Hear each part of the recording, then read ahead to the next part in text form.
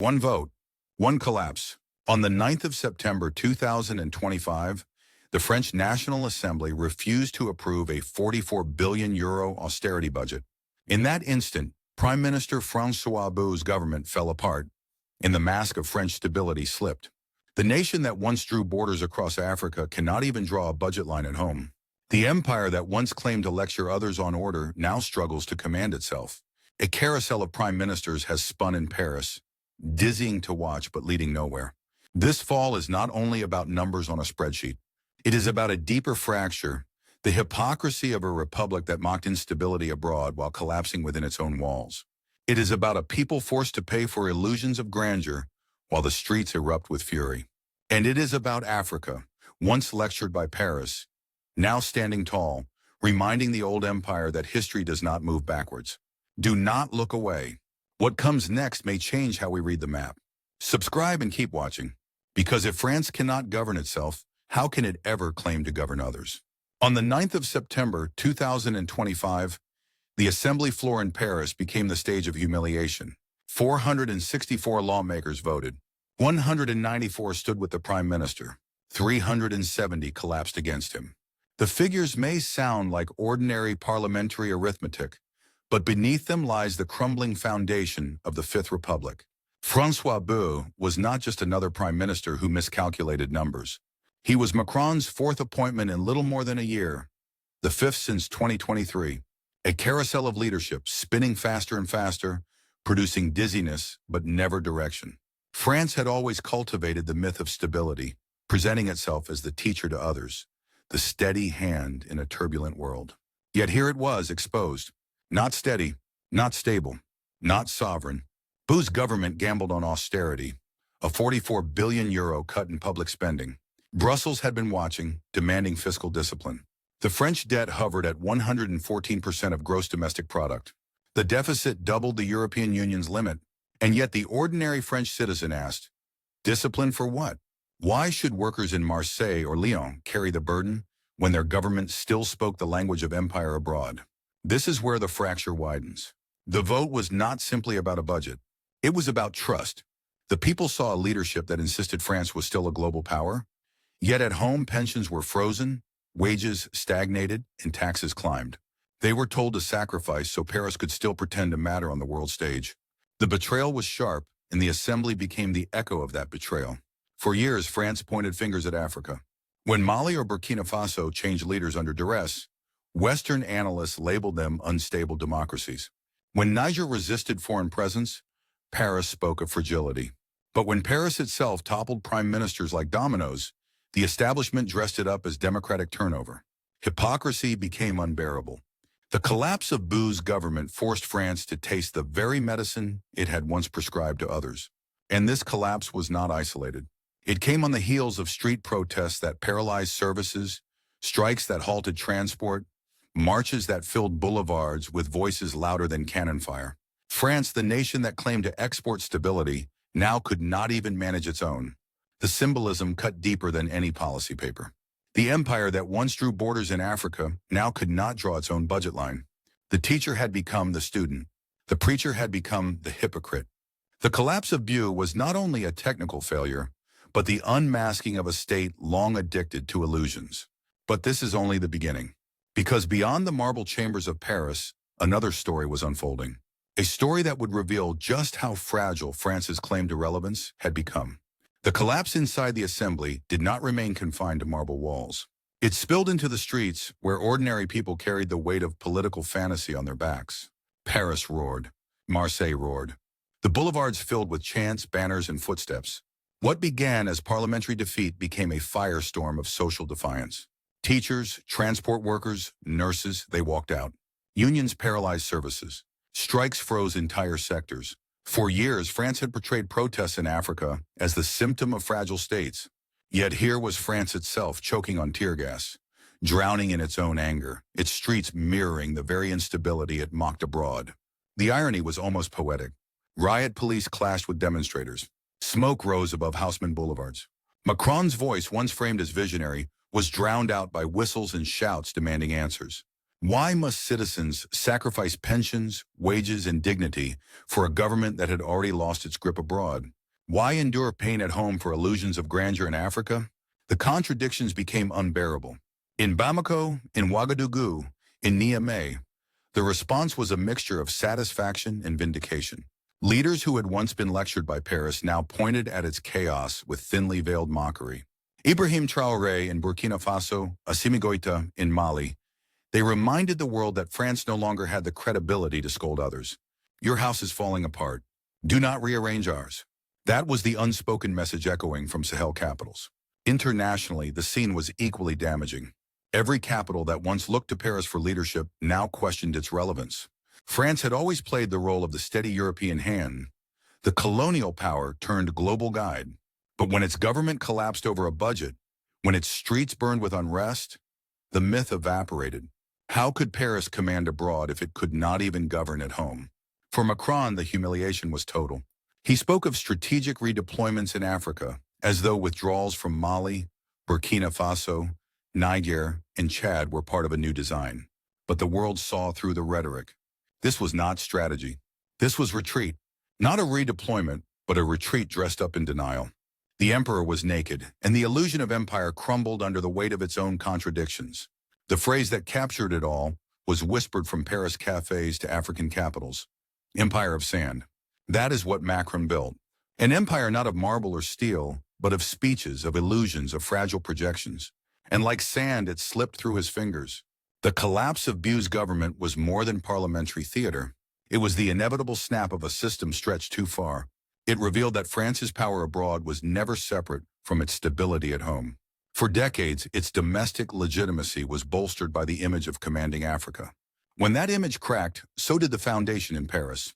But if the fall of a prime minister was the climax in Paris, the story did not end there. Because even as France stumbled, Africa was already moving forward, building alliances, industries, and futures that no longer revolved around the old empire. The fall of François Bou's government was not just a headline. It was a tremor that rippled into the daily lives of ordinary French citizens. Behind the walls of the assembly, politicians debated billions.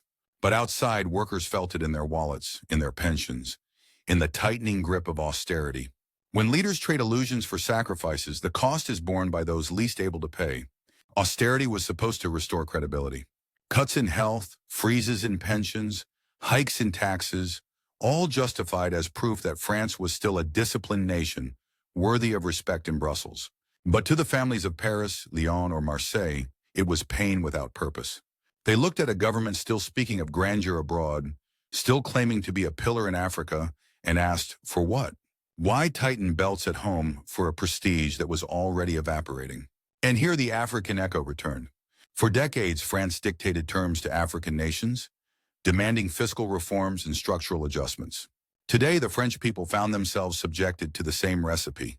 Austerity imposed to defend an image. What Paris once prescribed for Bamako, it now swallowed itself. The hypocrisy could not have been clearer. The erosion of domestic trust coincided with Africa's boldest acts of defiance. Mali had already expelled French troops in 2022. Burkina Faso followed in 2023, with Captain Ibrahim Traoré leading the charge. His government did not just reclaim security control, it symbolically declared that the age of French military guardianship was over. That move, remembered in global headlines as the Ibrahim Traoré Coup, resonated far beyond Ouagadougou. It was the sound of sovereignty asserting itself. Chad tore up its defense pact in 2024, shocking Paris. And in March 2025, Niger severed its ties with Francophonie itself. Each step was not merely a policy dispute, it was a statement. Africa would no longer be an extension of French identity. With every expulsion, every rejection, France lost not only soldiers and treaties, but also the illusion that it was indispensable. The political consequences in Paris were profound. Once, a prime minister could parade military deployments abroad as proof of relevance at home. Now, with convoys leaving Sahel capitals and French flags lowered from bases, that proof no longer existed. And when Bou presented his austerity budget, the assembly understood the truth. Sacrifices were demanded for a grandeur that no longer existed.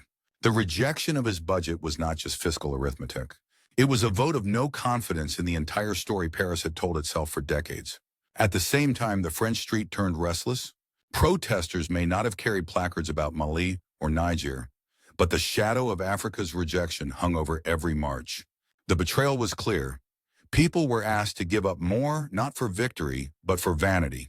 It was not just pensions or wages at stake. It was the illusion of empire. And that illusion had collapsed. For Burkina Faso, Mali, Niger, and Chad, the symbolism was powerful. The former subjects had walked away. The so-called teacher had been exposed as a student failing its own exams. And in the mirror of African defiance, France saw its own fragility reflected back. This was the political reckoning. A republic that could no longer command obedience abroad was now unable to command trust at home. What had once been framed as Africa's instability was now Paris's reality. The empire of sand had collapsed, and ordinary French citizens were left to sweep its remains. But the consequences did not stop there. Beyond economics and politics lay a deeper question. If even Paris cannot govern itself, what does that mean for the future of global order? The collapse in Paris was not just a domestic affair. It was a spectacle broadcast across continents, watched by allies and rivals alike. In Brussels, the European Union saw not only the danger of fiscal indiscipline, but the erosion of one of its key pillars. France had long claimed to be Europe's bridge to Africa, its channel of influence beyond the Mediterranean. But when Africa began turning its back, Europe faced a question it had not asked before. Without Africa, what is France's global role? Regional bodies like ECOWAS and the African Union read the situation with quiet satisfaction. For decades, France had dictated terms under the banner of partnership. Now African leaders framed their rejection not as chaos, but as sovereignty.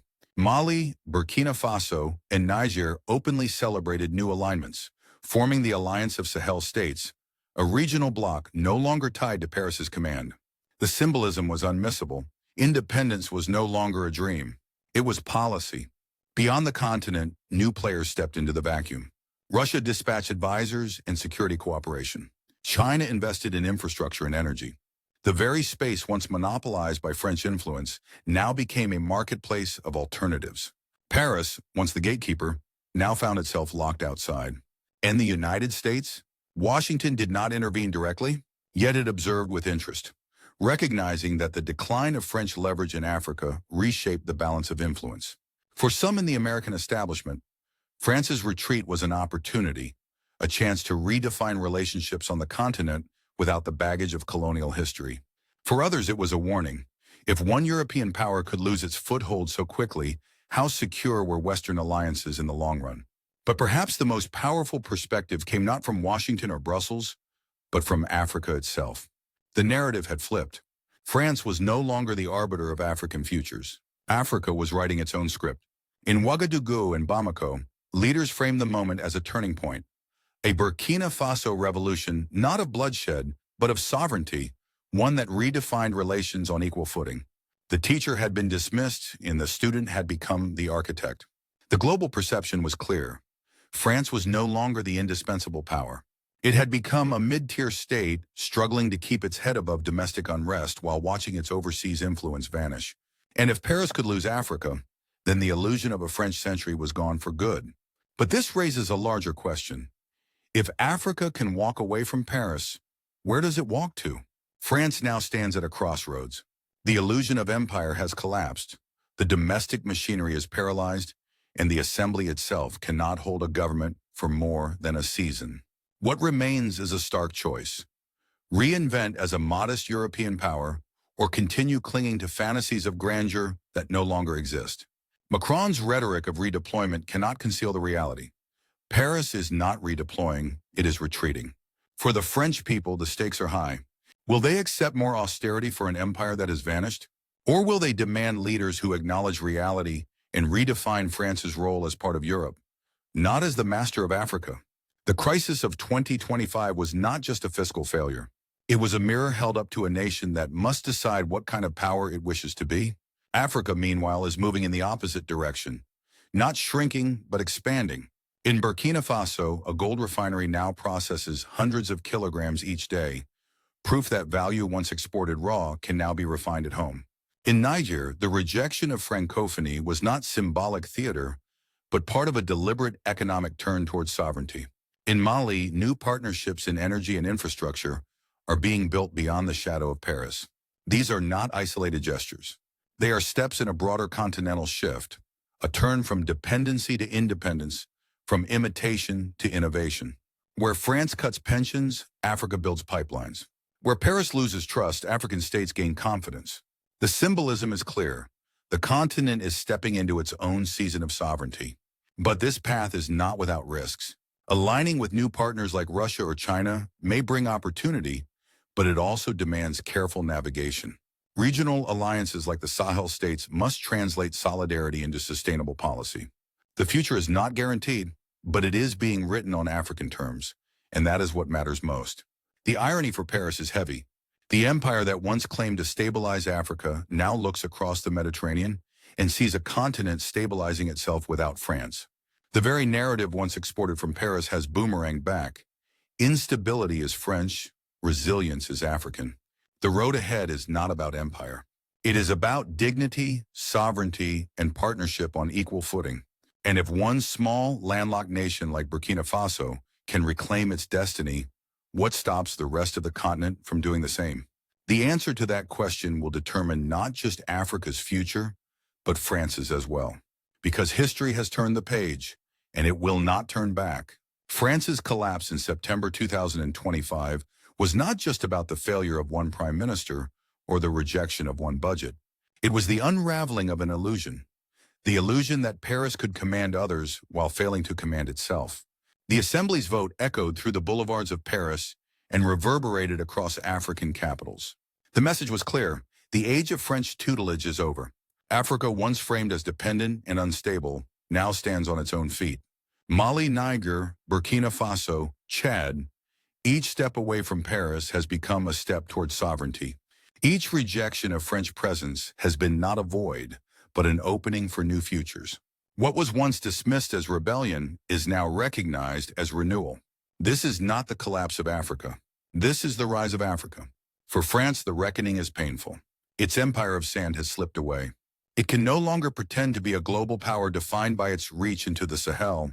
At best, it may reinvent itself as a European state with modest influence. But the cycle of arrogance and denial has ended. The irony, of course, is profound. France does not simply lose Africa. It loses itself in the process. Because for decades, its domestic legitimacy rested on its overseas projection of power. Now, stripped of that projection, Paris faces its citizens with nothing but austerity and disillusion. And here lies the final twist. Africa does not need France, but France, stripped of its illusions, staggering in crisis, may yet find it needs Africa. The echo of the Ibrahim Traoré Coup still resounds, as does the defiant march of the Burkina Faso Revolution. These are not just local events. They are global signals, warnings to those who still cling to outdated hierarchies. So we leave with a question for you. If Africa no longer listens to Paris, can Paris survive without Africa? If this story moved you, do not let it fade. Subscribe, share, and walk with us as we continue to trace the rise of Africa and the lessons of a changing world.